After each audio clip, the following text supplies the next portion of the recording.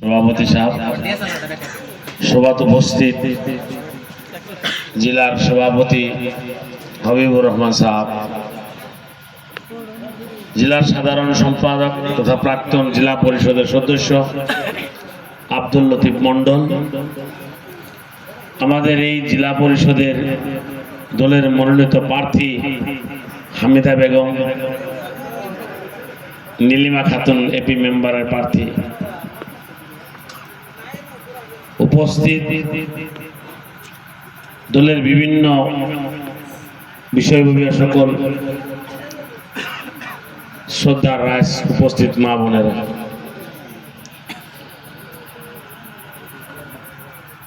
নির্বাচন এবার খুব টাফ নির্বাচন বলে বলা হইতেছে। ইউটিএফ এর জন্য খুব টাফ, মানে এই জন্যই টাফ যে টিকেটের সাপোর্ট হলে একজন মানুষ চারজন পাঁচজন করে মারপিট আমরা কংগ্রেসের সঙ্গে গ্রহণ করবো, তার আগে আমরা আরম্ভ করবো লাগা হয়েছে না এরকম কইবার। এক গ্রুপ যা কইতাছে রাজ্জাকারে ভোট দিবেন, আর এক গ্রুপ যা কইতাছে কি কুতুবের ভোট দিবেন, এটা কইতাছে না। আরেক দিকে দিয়ে গেছে রুস্তম, আরেক দিকে যায় আব্দুল হাই, এটা হয়েছে না গো। আপনারাই ভাগ ভাগ, আমরা কি করবো এটা কইছেন আগে। বিপদ একটা পড়ছিলেন আমরা, জেলা পরিষদের ক্যান্ডিডেট, কাউন্সিলরের ক্যান্ডিডেট, এরা তো ব্ল্যাক টিপ লাগাবা লাগা হয়েছে। যদি এখন আব্দুল হাইয়ের কথা কয় রুস্তমে খারাপ পাবো, রুস্তমের কথা কইলে আব্দুল হাই খারাপ পায়, রাজ্জাকের কথা কইলে কুতুব খারাপ, কুতুবের কথা কইলে রাজ্জাকের খারাপ। একটা মুসিবত আমার নাম করে ফেলাই দিছে। এক গ্রুপে কইতেছে স্যার আজকে আপনি কোনো কথাই কবেন না, আর এক গ্রুপে কইতেছে দলের সাপোর্ট দিচ্ছে আপনি নাম করে কয়ে দিন। বিপদে পড়ছি একটা। মিটিং এ যেটা বক্তব্য দিমু করে যেটা আশা করে আইছিলাম, যেটা স্পিড নিয়ে আইছিলাম, স্টেজে হওয়ার পর স্পিডটা কমে গেছে। এটা হাসা কথা কইছি, প্র্যাকটিক্যাল কথা কইছি, কিন্তু একেবারে একদম মানে স্পিডটা কমে গেছে। তবে প্রথম কথা হয়েছে যে আজকে এই রৌমারি যে ওয়ার্ডটা আছে, রৌমারি ওয়ার্ডে রৌমারি বাজারে আজকে মিটিং। দল সৃষ্টির আগে এই অঞ্চলে কিন্তু কংগ্রেসের কিন্তু রাজত্ব করছে। আমি এমএলএ হওয়ার চেষ্টা করা থেকে আরম্ভ করে বিগত 15 বছর কন্টিনিউয়াসলি এখানে ইলিয়াস দা এমএলএ আসিল। আমাদের যে বেসিক সমস্যা, হাবিব ভাই অনেক কথা বলে গেছে, আমি লম্বা চড়া কমু না, কম সময়ের ভিতরে দুইটা কথা কম। নেলি চাউল খাওয়ার কথা ছেড়ে দেন। ভারত স্বাধীন হওয়ার পর 70 বছর কংগ্রেসের রাজত্ব করছে। 15 বছর কন্টিনিউয়াসলি দলগাঁও সমষ্টির কংগ্রেস আছিল। সেই সময় দিল্লি কংগ্রেস, দিসপুর কংগ্রেস, দলগাঁও কংগ্রেস। কিন্তু আমাদের যে সমস্যা, এই সমস্যা হয়ে আছে। নাম্বার 1 সমস্যা, আমরা যারা চরচাপুরিতে বসবাস করি, মিয়া মানুষ, আমাদের মূল সমস্যাটা কি এটাই আমরা বুঝতে পারতেছি না।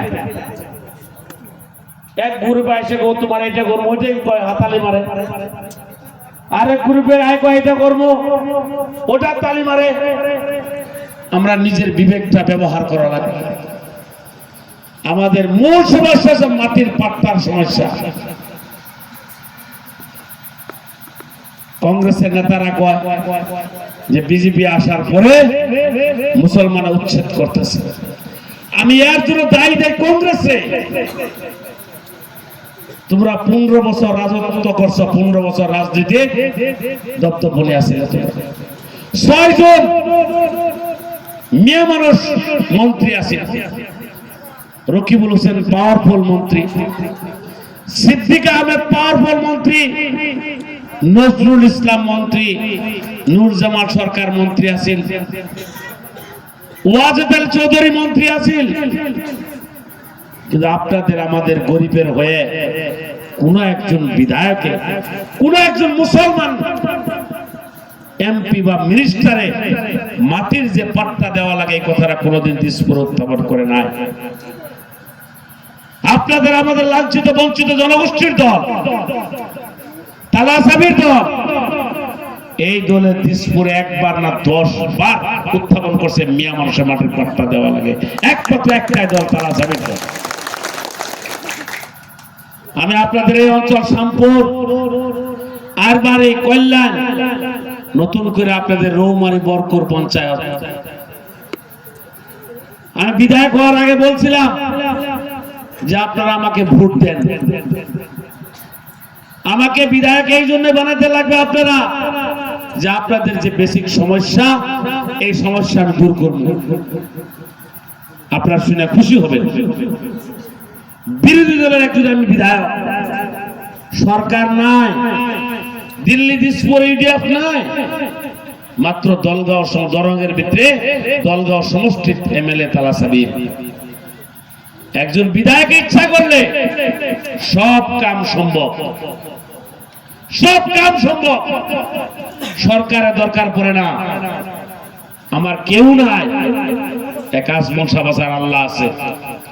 আপনারা শুনে খুশি হবেন, শ্যামপুর আরমারি থেকে শুরু করে দলগাঁও সমষ্টির চুকে কোণে এখন পর্যন্ত কয়েক হাজার বিঘা মাটি আমি বেদি করাই দিছি। পুরো সরকার লাগে না, কিছু লাগে না।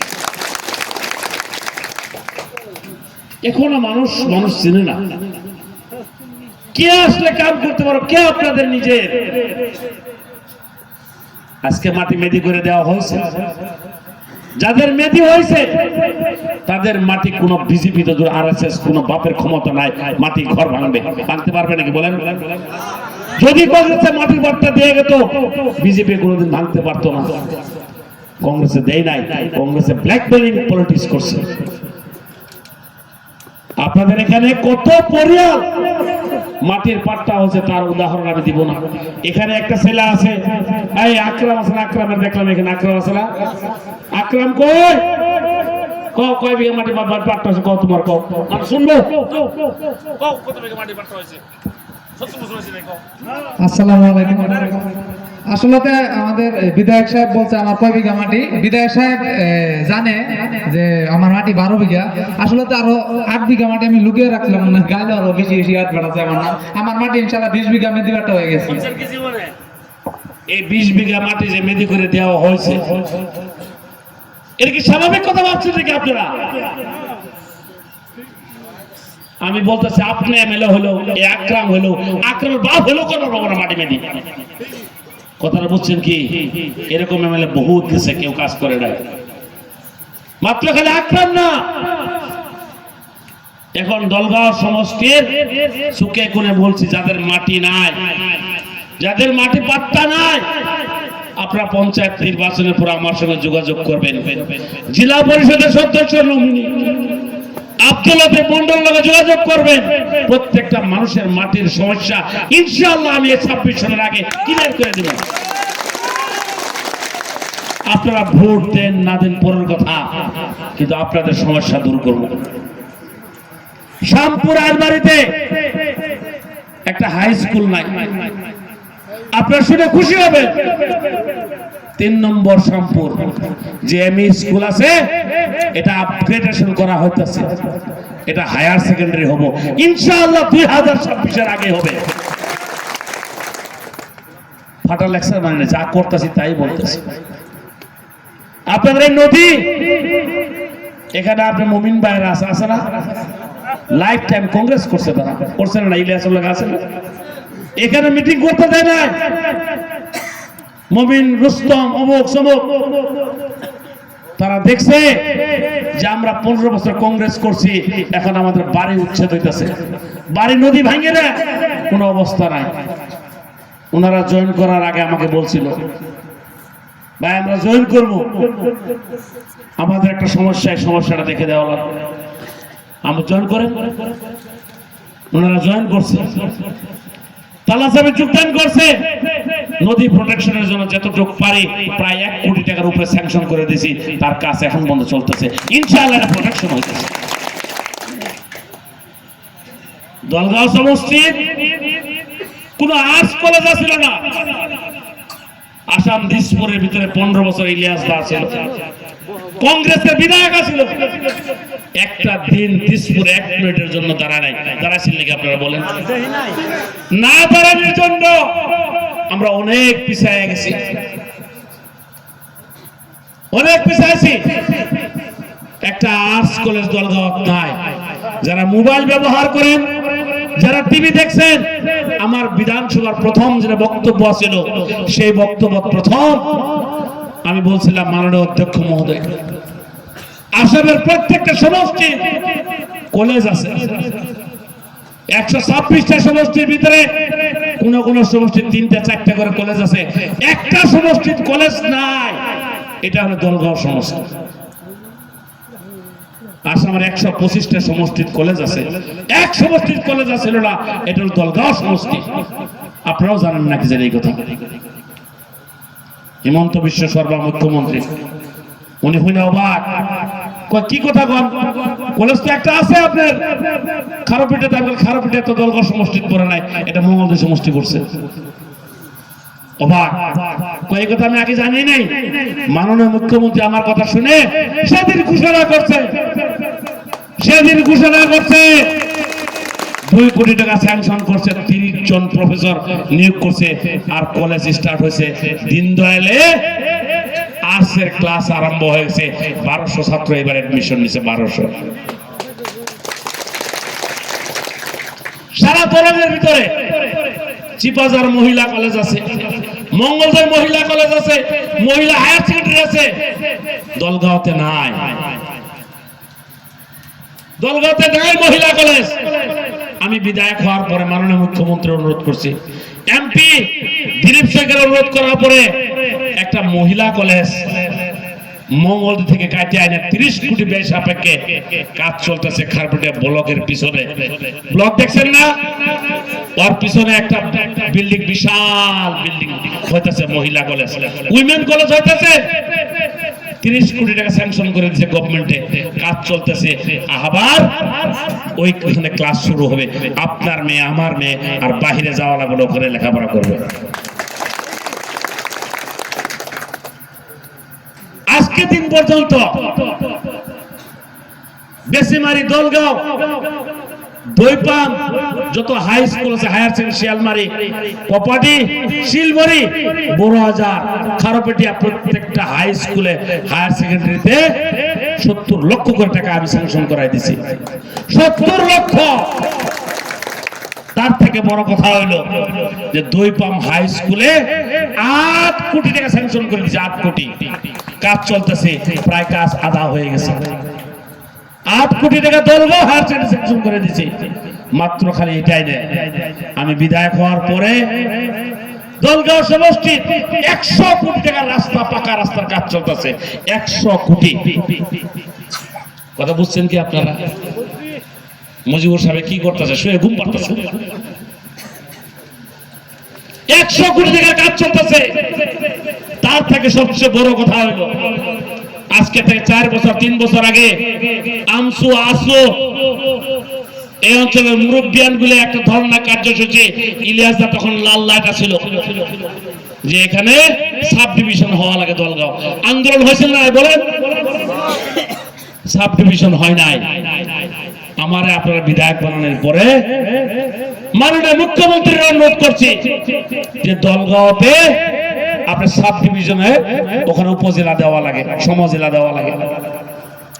মুখ্যমন্ত্রী ওটা অ্যালটমেন্ট করছে, স্যাংশন করছে। যে কাম আপনারা মঙ্গলদৈ করবা লাগা আছিল, মঙ্গলদৈ যা করা লাগা আছিল, উপজেলা এখানে গঠন হওয়ার পরে, সমজেলা গঠন হওয়ার পরে 20 কোটি টাকা স্যাংশন করছে। এখন যেটা নাকি আপনার সার্কেল অফিস আছে, রাজহাওয়া যেটা অফিস আছে, সার্কেল অফিসে ওখানে 20 কোটি টাকা স্যাংশন করা হয়েছে। এই ইলেকশনের পর থেকে কাম শুরু হবো, বিশাল অট্টালিকা দাঁড়াবো। আপনারা কোনোদিন মঙ্গলদৈ কোনো কাজ নিয়ে যাওয়া লাগবে না, যা কাম সব দলগাঁওতে হবো। এই কাজটা আমি করে দিচ্ছি আপনাদের। তারপরে আপনারা সবাই জানেন, আমি বিধায়ক হওয়ার পরে দরং, মরিগাঁও, নগাঁও, মরিগাঁও, দরং, লালগুড়ি এই দুইটা চারটা ডিস্ট্রিক্ট এক লক্ষ করবার জন্য একটাই রাস্তা। বুড়াগাঁও মানুষ যাওয়া লাগা, নগর যাওয়া লাগা হলে তেজপুর হয়ে 200 কিলোমিটার ঘুরে যাওয়া লাগে, না গুয়াহাটি হয়ে ঘুরে যাওয়া লাগে। দিসপুরে কথা বললে যে কাজ হয় তার প্রমাণ আমি আপনাদেরকে দিতেছি। আমি মাননীয় মুখ্যমন্ত্রী ওখানে অনুরোধ করছিলাম যে দরং মরিগাঁওয়ের মাঝে একটা ব্রিজ হওয়া লাগে ব্রহ্মপুত্র নদীর উপরে, আর এই রাস্তা একটা হওয়া লাগে শামপুর আরমারি হয়ে একটা রাস্তা হওয়া লাগে। আপনার সবাই এখানে যারা আছেন তারা দেখছেন কি জানি, ভিডিও দেখছেন না? আমার নাম দেখছিলেন কি আপনারা? সেই কথাটা আমি ইংরেজিতে বলছিলাম, হয়তো কিছু মানে বুঝে নাই, সবাই বুঝে নাই, যারা বুঝেন তারা বুঝাই দিবেন। এই ব্রিজের কথা বলছিলাম, আপনারা শুনে খুশি হবেন। আমার এই রিকোয়েস্ট আসাম গভর্নমেন্টে রাখছে, মাননীয় মুখ্যমন্ত্রী রাখছে, আর অলরেডি 4000 কোটি টাকা স্যাংশন করছে। রাস্তার কাম কম দিনের ভিতরে শুরু হবে। সমষ্টি উন্নয়ন করা লাগে। আসামের কোন সমষ্টি এরকম নাই যে এরকম পিছপড়া সমষ্টি না, দলগাঁয়ের মতন। দোয়া করবেন ইনশাআল্লাহ। 15 বছর ইলিয়াস দা যেখানে না করছে তার থেকে বেশি কাজ আমি করছি। এইবার পঞ্চায়েত নির্বাচনে আমাদের দলীয় সাপোর্টেড ক্যান্ডিডেট আপনারা জিকায় দেওয়া লাগবে। এই জন্য যেখানে রাখবো যাওয়া নির্বাচনে আপনারা জানেন আমি বিধায়ক হওয়ার পরে এই পঞ্চায়েতের প্রাক্তন প্রেসিডেন্ট আছিল আপনার মহিদুল ইসলাম, শামপুর থেকে আসেন না, কাম করা খেলে মেলি, তার লগে আমার কথা মিলে না। এ যায় পশ্চিম দিকে, আমি যাই দক্ষিণ দিকে। ও হলো কোন তালাসাবি তালাসাবি যে তালাসাবি, এরকম তালাসাবি আমার মনে তালাসাবি পৃথিবীতে এরকম তালাসাবি আমি। কথা বুঝছেন তো? কামে খেলিমিলি হয়েছে, বহুত খেলিমিলি, যার জন্য আপনারা এই ওয়ার্ড থেকে ওয়ার্ড মেম্বার জিকাতে লাগবে। 10টা ওয়ার্ড মেম্বার জিকার পরে আপনাদের এই পঞ্চায়েতের প্রেসিডেন্ট হবো। এবার নতুন পঞ্চায়েত আপনাদেরকে আমি উপহার দিছি। আমি বিধায়ক হয়ে আপনাদেরকে রৌমারে বরকুর বলে একটা পঞ্চায়েত বানাই দিতেছি। শামপুর যাওয়া লাগবো না, কল্যাণ যাওয়া লাগবো না, আপনাদের এই পঞ্চায়েত অফিস আপনাদের এই বাড়ির কাছেই হবে। টাকা স্যাংশন হয়েছে অলরেডি, 20 লক্ষ টাকা অলরেডি স্যাংশন হয়েছে অফিসের জন্য। এই পঞ্চায়েত প্রেসিডেন্ট আপনারা বানাইলে শামপুরের থেকে ভাগ হয়ে আসছে বরকুর আপনারা উন্নয়ন করতে পারবেন, এই রৌমার উন্নয়ন করতে পারবেন, কিন্তু দেওয়া লাগবে আমাদের সাপোর্টের লোক। কাউন্সিলর, জেলা পরিষদ, ওয়ার্ড মেম্বার যদি আপনারা আমাদেরকে দেন তাহলে আমার হাত মজবুত হবো আর আপনাদের কাম করে সুযোগ পাবো। আপনার অন্য কোন দলে যাওয়া লাগে না। এখানে যারা উপস্থিত আছেন আমার আজকে কয়েকজন মেম্বারে কইছে, কয় স্যার আমরা তো কই মাছের মতো ভাজা হয়ে গেছে, কে কয় সকালেও ভাত খায় বিকালেও ভাত খায়, বাড়িতে ভাত নাই, আনগো বাড়িতে ভাত নাই গো। এই ওয়ার্ড মেম্বার বাচ্চা ভাত খাওয়া লাগবো, এই গরিব মানুষটা করে না, কয় বলেন। আজকে ওয়ার্ড মেম্বার একটা কান দিছে আমার, কয় আমি গরিব ওয়ার্ড মেম্বার স্যার, কয় 1,90,000 টাকা খরচা হয়েছে, আর একটু কোন টাকা খরচা করছে, কয় এখন মতো গরু 2টা খাওয়াইছি। কি কামটা পড়লো খাওয়ার লাগে কোন তো ভারত তো ডেলি মাছ মাংস খাইতে আছে আমরা। এই ওয়ার্ড মেম্বার উপর ধরতে স্যার আরম্ভ হয়েছে, তার জন্য একটা কইছে কয় আমার কই মাছের নালা বাঁচতে আছে স্যার।